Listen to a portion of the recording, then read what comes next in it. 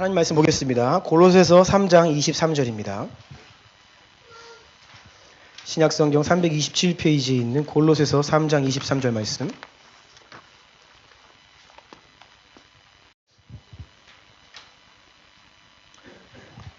지난주에 우리가 암송데이를 해서 다 암송하시는 말씀이지만 우리 하나님 말씀 한 목소리로 믿음으로 선포하며 고백하며 또 아멘하기를 원합니다. 골로새서 3장 23절 핸드아웃에도 있습니다. 시작. 무슨 일을 하든지 마음을 다하여 주께 하듯 하고 사람에게 하듯 하지 말라. 아멘. 아멘. 아멘. 새해의 첫 주일입니다.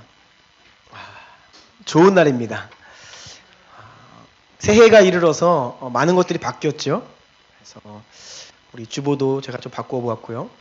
또 새로운 분들 세워주셨고, 또 예배팀도 우리 또 창한 형제가 싱어에 쓰시고, 또 지윤 자매가 또 인도하니까 너무 좋습니다. 그리고 어디서 남자 목소리가 들려오죠? 장래 이 아나운서 역할을 우리 또 손집사님이 또 새로 섬겨주실 겁니다. 계속해서 한 해 가운데에도 하나님이 주시는 마음 가지고 교회 곳곳에 보이지 않는 곳에 여러분들 섬김을 하시기 원하고요. 교회에 부족함이 보인다라는 것은 하나님이 여러분들의 마음에 그 부분을 섬기라고 주시는 마음입니다.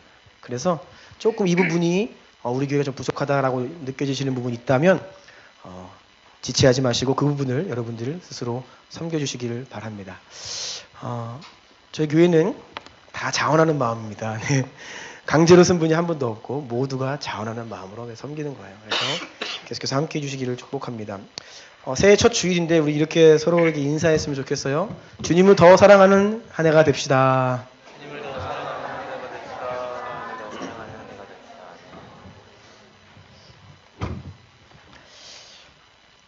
공동체에 주시는 기도 제목인 새로운 부흥의 일꾼 되게 하소서라는 제목으로 오늘 함께 하나님 말씀 나누기를 원합니다. 1. 새해에 새 일 행하실 주님을 기대하라. 이사야 43장 19절로 20절 말씀 읽어주십시오. 보라, 내가 새 일을 행하리니 이제 나타낼 것이라. 너희가 그것을 알지 못하겠느냐. 반드시 내가 광야의 길을 사막의 강을 내리니. 아멘. 아멘. 언제나 우리 가운데 새 일 행하기를 원하시는 우리 주님은 광야의 길을 사막의 강을 내시는 능치 못한 일이 없는 전능하신 하나님이시다 라는 겁니다. 불가능이 없는 전능하신 하나님께서 우리에게 새 일 행하기를 원하십니다. 새 일 행하기 원하시는 하나님, 능치 못함 없는 하나님.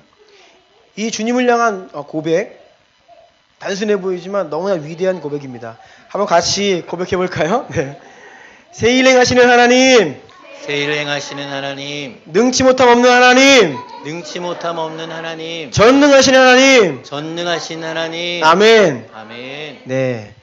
아이 지용이의 목소리가 예배 방해가 되지 않죠? 네. 아이의 목소리는 우리를 기쁘게 하고 교회에 활력을 더해줍니다. 지용이가 얼굴을 한 번에 넣어서 웃음소리가 들려요? 코 파고 있어요. 네. 지용이가 늘 우리의 기쁨인데 아이들이 이렇게 매해 이렇게 커가는 모습 보면서 너무 기쁘죠.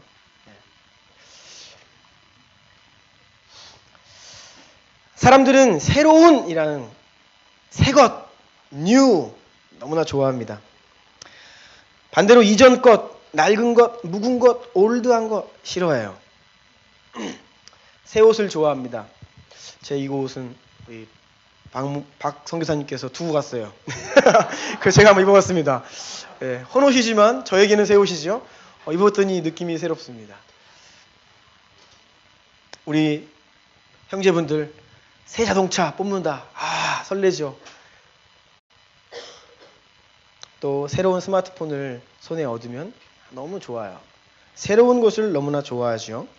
그래서 이 기업들도 제품을 팔 때 이 새 것을 좋아하는 사람들의 마음을 어떻게 공략하느냐, 이것이 성공 비결이죠.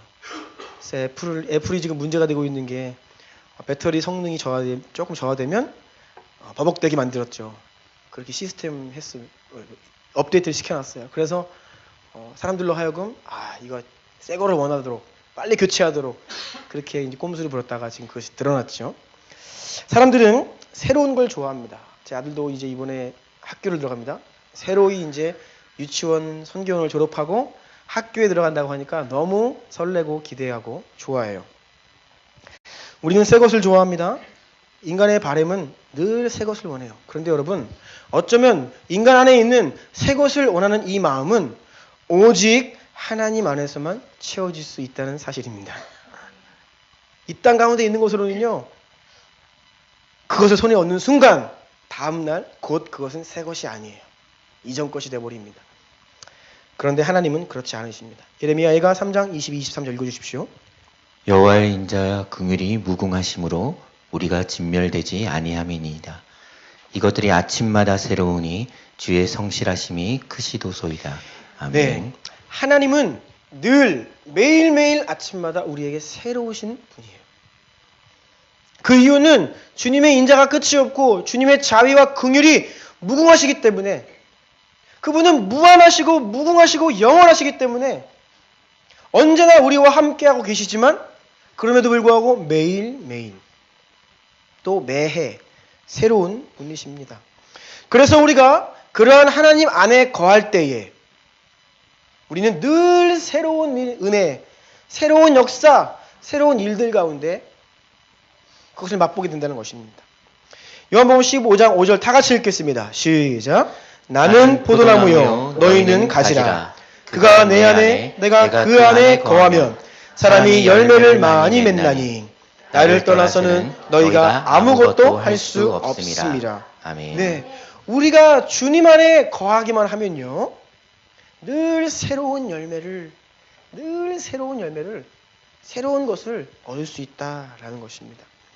그래서 어린 시절에는 새해를 맞이하면 좋았죠. 떡국 한 그릇 먹고 한 살 더 먹으면 이제 어른이 되어가니까 너무 좋았어요. 그런데 언제부턴가 새해가 반갑지 않습니다. 한 살을 더 먹으면 이제 주름살이 들어가고, 그리고 그 있던 주름살도 깊어져만 가지요. 그래서 우리의 육신은 시간이 지날수록 더 낡아지고 있어요. 하지만 고린도후서 4장 16절 말씀에 우리가 낙심하지 아니하는 것은 우리의 겉사람은 낡아지지만 우리의 속사람은 날로 날로 새로워지는 도다. 아멘.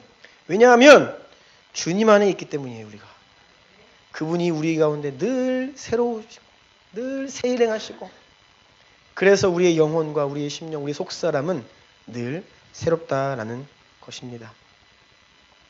그래서 육신의 나이는 한 살 더 얻게 되었지만 우리 영혼은 한 살 더 젊어졌습니다. 옆에 있는 분들에게 그렇게 한번 축복해 주세요. 당신의 영혼이 한 살 더 젊어졌습니다.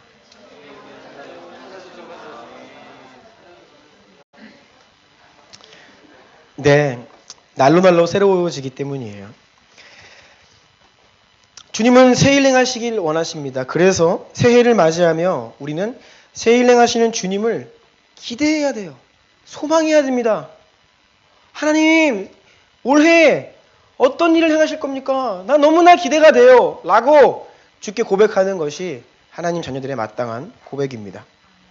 그런데 여러분, 대개의 경우에 하나님은 우리에게 새일 행하기를 원하신다 했습니다. 우리 가운데 놀라운 일, 놀라운 역사를 행하기를 원하세요.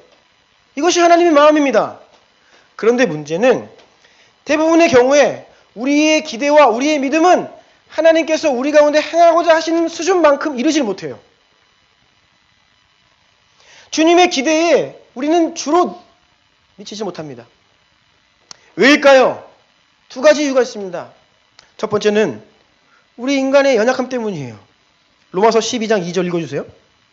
너희는 이 세대를 본받지 말고 오직 마음을 새롭게 함으로 변화를 받아 하나님의 선하시고 기뻐하시고 온전하신 뜻이 무엇인지 분별하도록 하라. 아멘. 하나님의 온전하신 뜻이 무엇인지 분별하도록 하라. 온전하신, 퍼펙트한, 완전하신, 완벽하신 주님의 뜻이 무언가를 분별해라 라고 우리에게 요청하고 있는데, 여러분 과연 자신에게 질문을 할 때에 나는 하나님을 얼마나 완벽히 만족시켜드리고 있는가? 나는 얼마나 하나님의 뜻을 완벽히 이해하고 그 뜻에 완벽히 순종하고 있는가라고 질문을 한다면 우리는 한참 모자란다는 것이에요. 우리는 하나님의 기대와 하나님의 그 풍성한 마음에 비추어 본다면 우리의 기대와 소망과 믿음은 한참 못 미쳐요. 너무 부족하다는 것입니다. 그래서 케네스 에기 목사님은 이렇게 말씀하셨습니다. 대부분의 사람들이 하나님의 perfect한 will, 하나님의 완전하신 의지 가운데 그 뜻에 순종하며 사는 것이 아니라 그저 하나님께서 허락하시는 정도의 삶을 산다. 그것은 하나님이 정말 원하시고 바라시고 기뻐하시는 인생의 모습이 아니에요. 좀 부족해요. 안타까운 부분이 있어요. 그렇지만 하나님이 사랑으로 자녀들에게 그저 허락하시는 정도의 수준의 삶을 산다는 거예요. 왜냐하면 인간이 연약하기 때문에, 완전하지 못하기 때문입니다. 첫 번째 이유는 인간의 연약함이고요. 두 번째 이유는 따라해보세요. 하나님이 너무 위대하시기 때문에. 고린도전서 2장 9절 말씀 다 같이 읽어보겠습니다. 시작. 기록된 바 하나님이 자기를 사랑하는 자들을 위하여 예비하신 모든 것은 눈으로 보지 못하고 귀로 듣지 못하고 사람의 마음으로 생각하지도 못하였다 함과 같으니라. 아멘. 아멘. 여러분 이 말씀을 잘 보십시오. 하나님이 자기를 사랑하는 자들을 위해 예비하신 것, 우리에게 베푸시고 주기를 원하시는 것은 우리가 눈으로 보지도 못했고 귀로 듣지도 못했고 우리의 마음으로는 감히 상상치도 못했던 어마어마한 위대한 축복을 주기를 원하는 것이 하나님의 마음이라는 거예요. 이러한 측면에서 우리에게 베풀어 주시는 사랑과 그 위대하심이 너무나 커서 우리가 감히 그것을 기대하지 못하는 거예요. 아무리 우리의 믿음이 큰다 한들 하나님이 우리에게 허락하고자 하시는 그 위대하심에 견주어 보면 우리의 바램은, 우리의 간구는, 우리의 믿음은 너무나 부족하다는 것이죠. 그래서 하나님은 너무나 위대하시고 하지만 우리 인간은 연약해요. 그래서 하나님의 뜻과 우리의 바램, 소망, 특별히 올해에 우리가 기대로 지금 한 해를 시작하고 있음에도 불구하고 사실상 하나님께서 올해 우리 가운데 행하기를 원하시는 그 하나님의 놀라운 사랑과 계획의 마음에 비추어 본다면 우리의 기대는 너무나 미약하다는 것입니다. 여러분, 그래서 권면드립니다. 올해 하나님께서 여러분 각 사람의 인생과 가정과 우리 교회, 나라와 열방 가운데 행하실 위대한 일을 더 기대합시다. 네, 더 많이. 특별히 우리가 지난 한 해에 부흥이라는 주제에 대해서 오랫동안 다뤘죠. 여러분, 하나님이 행하시는 새 일, 새 역사, 놀라운 일의 정점은 바로 부흥입니다. 부흥 안에 모든 선한 것이 다 들어있어요. 치유, 회복, 구원, 기적, 모든 선한 역사가 집약적으로 우리 가운데 허락되는 것이 바로 부흥입니다. 그래서 하나님은 우리에게 부흥 주시기를 원해요. 하나님은 이 민족 가운데 다시 한번 부흥이, 우리 교회 가운데 여러분의 인생 가운데 다시 한번 부흥이 일어나기를 간절히 원하십니다. 그리고 우리가 직면해 있는 상황들, 부흥이 아니고선 답이 없습니다. 여러분, 한국 교회는요, 몰라서 못하는 게 아닙니다. 이미 다 압니다. 우리가 어떻게 해야 되는지 다 알아요. 연구를 많이 했습니다. 이런 저런 사람들이 지적하고 그렇게 하면 안 된다고 다 우리는 인정하고 있어요. 문제는 무엇이냐? 아는데 안 돼요. 이것이 우리의 문제예요. 더 이상 방법론을 고민할 때가 아니다라고 저는 스스로 진단합니다. 우리는 그것을 할 능력이 없습니다. 하나님이 성령을 부어주시는 부흥을 일으켜 주셔야만 우리가 이겨낼 수 있어요. 우리가 지금 처하고 있는 사회적인 상황들, 교회가 지금 맞이하고 있는 현실들, 우리 자녀들, 가정들 어떻게 할 겁니까? 여러분, 부흥이 아니고서는요, 안 돼요. 다들 허덕이고 있고 힘들어하고 있고요, 어려워하고 있어요.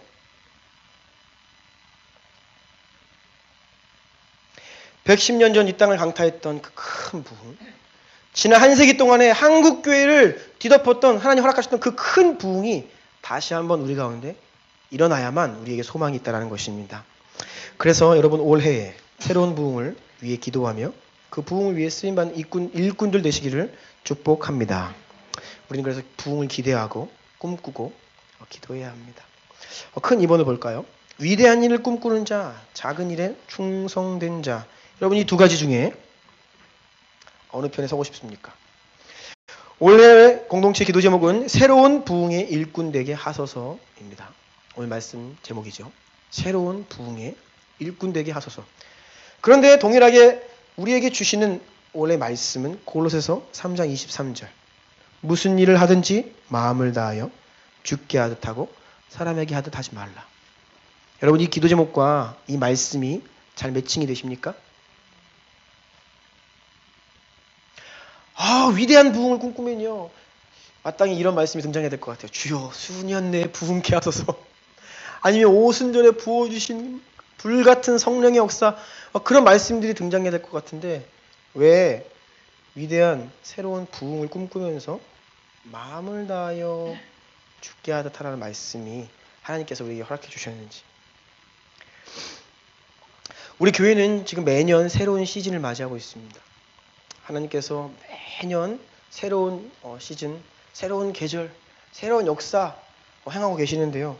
특별히 올해는 우리가 지난 해에 첫 선교사를 파송한 이후에 이제는 우리가 그 영광스럽고 또 막중한 선교사를 파송한 교회로서의 역할을 잘 감당해 나아가야 하는 것이 우리에게 지금 주어진 과제입니다. 이러한 부르심 앞에 제가 2018년을 놓고 하나님께 기도하며 하나님 우리 공동체가 어떠한 방향성을 가지고 어떠한 기도 제목과 말씀을 붙들고 나아가야 합니까? 라며 저 앞에 기도할 때에 하나님께서 허락하신 말씀이 바로 골로새서 3장 23절이에요.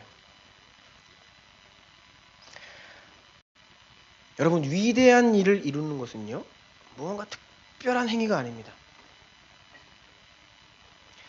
한시적이고 예외적인 그러니까 앞에 특별자가 붙어가는 어떤 그 일로 위대한 일이 이루어지지 않아요. 어느 교회가 특별 기도회로 든든히 설 수 없습니다. 반대로 그 교회는 기도하는 교회가 되어야 돼요. 무슨 말씀인지 아시겠어요? 새해를 맞이해서 특별히 하나님 말씀 한번 통독하는 걸로 역사가 안 일어나요. 늘상 우리의 삶이 말씀과 더불어 사는 삶이 되어야 하죠. 위대한 부흥을 이루는 것은요. 특별하고 예외적인 일이 아닙니다. 각자의 성도 모든 성도 한두 사람의 특별한 한두 사람이 아닙니다. 모든 성도들의 라이프 스타일을 통해 삶을 통해 하나님은 공동체 가운데 위대한 일을 행하십니다. 다음 페이지 볼까요? 선교적 교회와 선교적 삶, 라이프 스타일 미셔너리. 우리가 선교적 교회를 외치고 있습니다. 오늘날 선교적 교회와 좀 다르다고 제가 많이 말씀드렸죠. 단순히 선교사를 파송한다. 이게 선교적 교회가 아니에요. 선교사를 보냈으니까 선교지에 가신 분 열심히 하십시오. 우리가 응원할게요. 후원해드릴게요. 기도할게요. 열심히 선교해주세요. 이런 교회가 선교적 교회가 아닙니다. 선교적 교회는 온 성도가 선교사가 되는 교회입니다. 모두가 선교사예요. 가는 선교사, 보내는 선교사, 무릎 선교사. 그것이 바로 선교적 교회입니다. 선교사를 파송하는 이러한 한 가지 특별한 일 가지고 선교적 교회가 될 수 없어요.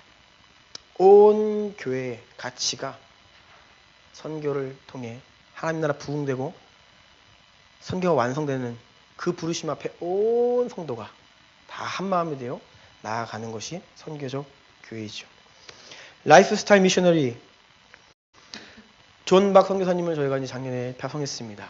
저의 가장 친한 친구이고 또 동역자였던 선교사님을 파송한 제가 올해를 맞이하면서 스스로 결단한 것이 한 가지 있습니다. 나는 이곳에 남아있지만 우리 존 박 선교사님은 날 대신해서 갔다. 원래는 내가 가야 되는데 날 대신해서 간 것이다. 단순히 그 한 가정이 가는데 우리가 좀 도와주는 게 아니에요. 우리를 대신해서 간 겁니다. 그래서 나는 비록 한국 땅에 남아있지만 나 스스로에게 선교사적 삶과 선교사와 동일한 원칙과 기준을 적용해서 살아야겠다. 이것이 바로 선교적 교회 성도들의 모습이에요. 우리가 숨쉬고 거하는 모든 곳에서 순간순간 선교사로 살아가는 것이 바로 라이프스타일 미셔너리예요. 여러분, 선교적 교회와 라이프스타일 미셔너리, 하나님은요 어떤 특별한 선교의 사명 있는 교회를 선교적 교회 되라 하시지 않으셨습니다. 하나님 이 땅에 있는 모든 교회를 향한 하나님의 뜻이 원래 선교적 교회예요. 하나님은 특별히 부르심 있는 몇몇 성도들을 선교사로 부르시는 게 아닙니다. 하나님 본래 우리를 부르실 때에 우리 모두를 다 선교사로 부르셨어요. 너는 복이 되어 그 복을 흘려보내는 존재가 되거라. 이것이 우리의 부르심이라는 겁니다. 그래서 여러분, 선교란 특별한 과업이 아닙니다. 특별히 우리가 헌신해서 하는 것이 아니에요. 우리 모두가 본래의 부르심을 찾고 우리의 라이프 스타일 가운데 선교가 우리의 삶이 되고 우리의 가치가 되고 우리의 존재의 이유가 되는 것입니다. 아멘이세요? 그러한 방향으로 나아가야 한다는 것이죠. 큰 3번입니다. 큰 3번 제목 다 같이 읽어볼까요? 시작. 하나님께서는 가장 작은 일에 충성하는 것을 사용하셔서 가장 위대한 일을 이루신다. 네, 아멘. 설교를 준비하다 보면 온통 관심사가 이번 주일 설교에 한 주 동안 제 마음을 차지하고 있잖아요. 묵상하고 어떤 설교를 할까 고민을 하는데, 그렇게 하다 보면 이 세상을 보면, 세상에서 들려온 소식이나 뉴스를 보면 제가 고민하고 있는 것들과 비슷한, 맞아떨어지는 부분들이 많이 있어요. 이 영적인 원리가 세상에서도 일반 사회에서도 일반 계시의 영역의 원리로 접목되는 경우를 많이 봅니다. 제가 주중에 그런 아티클을 봤어요. 굉장히 긴 글이었는데, 성공하는 사람들의 3가지 특징. 저는 이런 제목 되게 싫어하거든요. 너무 세속적인 것 같죠. 그런데 제가 그것을 보니까 미국의 성공한 CEO들의 삶을 분석해서 3가지 특징을, 공통점을 이렇게 이야기해주는 글이었습니다. 그런데 첫 번째, 조언을 구한다. 이게 뭐냐? 그들은 늘상 옛날 대학생 어린 시절부터 어디에서건 모르는 게 있고 도움이 필요하면 자신의 권위자를 찾아가서 도움을 요청하고 물어보고 듣고 도움을 받는다는 거예요. 조언을 구하는 특징이 있고요. 두 번째, 독서를 한다. 책을 가까이 해요. 그래서 인생의 스승을 먼저 가본 사람들을, 많은 분들을 독서를 통해 만나고요. 그리고 그들은 기록하는 습관이 있다. 제가 이 3가지를 보니까 여러분, 특별한 위대한 일이 아닙니다. 세상 사람들이 다 꿈꾸는 기업의 CEO, 돈 제일 잘 버는 사람, 성공하기를 원하는데 그 자리에 이 사람들을 올린 것은 특별한 무슨 일이 아니에요. 그들 삶 가운데 조언을 구하고 독서를 하고 기록하는 것.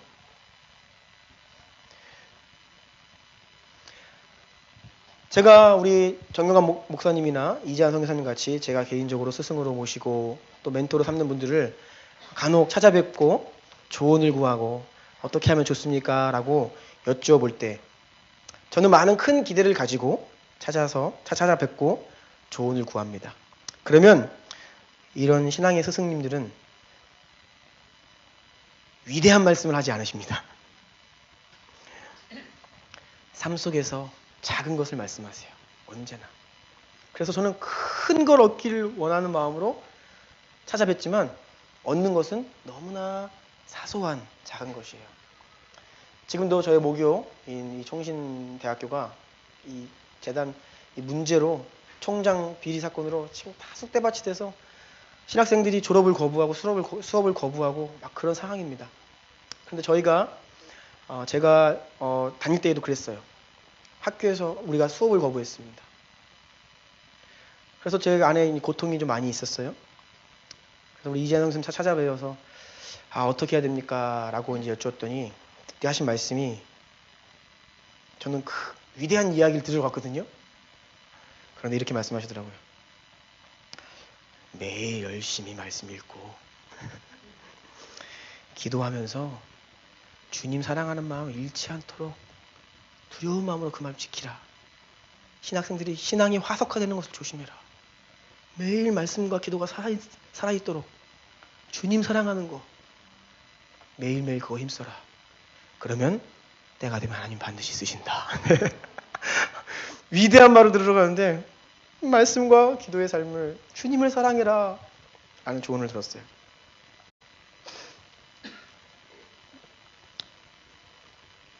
큰 일을 가져오는 것은요 특별한 일이 아니에요. 우리의 라이프 스타일 가운데 매우 작은 것입니다. 하나님께서는 이러한 진리를 성경 전체를 통해 우리에게 계시해 주셨어요. 그래서 올 상반기에 몇 주에 걸쳐서 좀 이 부분에 대해서 제가 좀 구체적으로 매주 좀 다루려고 하는데 오늘은 좀 개론적인 말씀만 드리는 것입니다. 여러분, 우리가 단순히 꿈꾸고 믿고 그리고 긍정적으로 사고하면 그것이 된다? 라고 한다면 그것은요 기복주의고 미신이고 오염된 타락한 복음입니다. 그것이 뉴에이지적인 사상이에요. 단순히 믿고 꿈꾸면 이루어진다? 아니요. 성경은 그렇게 이야기하지 않습니다. 예수님께서는 천국에서 가장 큰 자가 누구냐? 지극히 작은 말씀에 순종하는 자라고 말씀하셨어요. 마태복음 5장 19절 다 같이 읽어볼까요? 시작!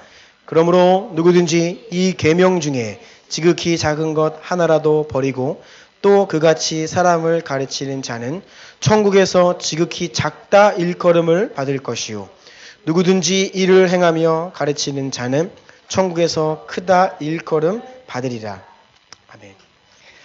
지극히 작은 것, 가장 작은 말씀에 순종하는 자를 하나님은 가장 크게 여기신다라는 겁니다. 그래서 이어진 누가복음 말씀 보면 지극히 작은 것에 충성된 자가 큰 것에도 충성되다. 그래서 주님께서는 적은 것에 충성한 자에게 너에게 많은 것을 맡긴다 라고 하시는 것이 하늘나라의 원리죠. 지극히 작은 것을 잘 해내는 것이 가장 큰 일입니다. 지극히 사소한 것을 충성되게 해내는 것이 가장 위대한 일이에요. 성경은 그것을 이야기합니다. 그런데 우리가 이 말씀 조금 오해할 수 있습니다. 저는 어렸을 때부터 이런 메시지를 많이 들었어요. 작은 것에 충성되면 하나님이 큰 걸 맡기셔서 큰 힘을 된다. 네, 맞아요. 주님은 그렇게 일하십니다. 하나님은 큰 힘 맡기시기 전에 작은 것을 맡기시고 그것을 신실하게 감당할 수 있도록 하셔서 점점 더 큰 것을 맡기시는 것이 하나님의 방법이기도 합니다. 그런데 여러분, 우리가 조심해야 되는 것은 작은 것에 충성하면 반드시 큰 것을 맡기시지는 않더라는 것입니다. 너무나 신실하고 충성된 분들 가운데에도 이름도 없이 빛도 없이 작은 일을 감당하며 사시는 분들이 의외로 많습니다. 그래서 여러분, 우리는 작은 것에 충성되는 것, 이것이 하나님께로부터 받은 부르심이라는 거예요. 작은 일에 충성하기 위해서는 여러분 다른 게 아닙니다. 우리의 라이프 스타일이 충성되어야 돼요. 우리의 모든 일들을 우리가 충성되게 감당해야만 우리는 작은 일에 충성할 수 있습니다. 골로새서 3장 17절 다 같이 읽겠습니다. 시작! 또 무엇을 하든지 말이나 일이나 다 주 예수의 이름으로 하고 그를 힘입어 하나님 아버지께 감사하라. 네, 여러분 무엇을 하든지 여러분 말과 행동에 다 주 예수 그리스도의 이름에 비춰왔을 때 부끄러움 없도록 하라는 거예요. 하나님의 성품에 맞게 하라는 겁니다. 과연 주님이 이곳에 계셨으면 주님은 어떠한 말을 하셨고 어떤 행동을 하셨을까? 그렇게 우리에게 모든 일상 가운데 말과 행동을 하라는 것입니다. 그런즉 너희가 먹든지 마시든지 무엇을 하든지 다 하나님의 영광을 위하여 하라. 또 오늘 본문 말씀 무슨 일을 하든지 마음을 다하여 주께 하듯 하고 사람에게 하듯 하지 말라. 우리의 일상을 말씀하고 계시는 거예요. 일상을. 여러분, 우리가 매일 성경을 씁니다. 지난주에 다 성경책, 성경 노트 받으셨지요? 성경을 써요. 하루에 2구절을 씁니다. 우리 공동체에게 주신 이 골로새서 3장 23절 말씀을 쓰고요. 또 여러분 개인에게 주신 약속의 말씀 또는 소망하는 말씀을 씁니다. 왜 쓸까요? 그 한 구절을 쓰면서요, 교회를 향한 주님의 마음을, 약속을 기억하면서 기도하는 겁니다. 새해에는요, 신년에는요, 기대하는 마음이 있죠. 하나님이 나한테 이런 일을 하실 거야. 그런데요, 한 1, 2주, 한두 달 지나면요, 금방 잊어버려요. 작년 초에 내가 무슨 생각했지? 무슨 기대했지? 기억도 안 납니다. 그래서 이 새해에 하나님이 주신 선한 마음들을 매일매일 성경을 쓰고 또 그 기도 제목으로 주님께 올려드릴 수 있도록 성경을 쓰는 겁니다. 그런데 하다 보면요, 12월로 향해 갈수록 기도가 형식적이 돼요. 상 받기 위해 하는 거 아니잖아요. 그래서 여러분, 마음을 다해서 성경 쓰기를 형식적으로 교회에서 하라고 하니까 하는 것이 아니라 그 말씀을 쓰고 믿음으로 아멘하며 교회 공동체를 위해 기도하고 여러분의 개인 기도 제목들을 매일매일 주님께 기억하며 신실하게 기도하는 겁니다. 우리가 매일 말씀을 읽을 때에도, 말씀을 쓸 때에도, 기도할 때에도 다 우리는 주께 하든 마음을 다하여 해야 돼요. 또 가정과 우리 교회와 여러분이 교회 밖에서 세상에서 여러분이 주어진 모든 역할, 모든 책임들을 충성되게 마음을 다하여 주님께 하듯 해야 합니다. 그것이 바로 여러분들 가운데 큰일 행하시는 하나님의 방법이라는 거예요. 맡은 자들에게 구할 것은 충성이라 하셨는데 우리 모두는 주님께로부터 크고 작은 일들을 다 맡겨져 있습니다. 그래서 이 골로새 3장 23절 본문이 들어있는 앞뒤를 보면요, 우리 아버지로서, 아내로서, 남편으로서, 상전으로서, 종으로서의 모든 역할들을 이야기하고 있어요. 교회 안에서만이 아닙니다. 어디에서든 누구를 만나든 어떤 일을 하든 말이나 행동 모든 것들이 주 앞에 충성돼야 하는 것입니다. 말씀 마무리하려고 합니다. 여러분, 하나님의 마음에 합한 자, 하나님의 마음을 시원케 하는 자는요, 위대한 일 하는 자가 아닙니다. 착각하지 마십시오. 하나님의 마음을 시원케 하는 자는요, 충성된 자예요. 잠언 25장 13절 말씀 다 같이 읽겠습니다. 시작. 충성된 사자는 그를 보낸 이에게 마치 추수하는 날의 얼음 냉수 같아서 능히 그 주인의 마음을 시원하게 하느니라. 아멘. 그래서 이 말씀은 제 올해의 말씀입니다. 저 개인적인 말씀. 여러분, 우리는 크고 위대한 일, 하나님 돈 많이 벌어서 영광 돌릴게요. 좋은 대학 가서 영광 돌릴게요. 아니요.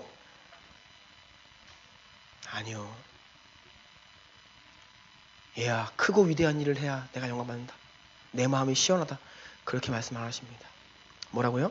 너에게 지금 맡겨진 그 일에 충성스럽게 모든 일을 나에게 하듯 해라. 그것이 가장 하나님께 큰 영광이에요.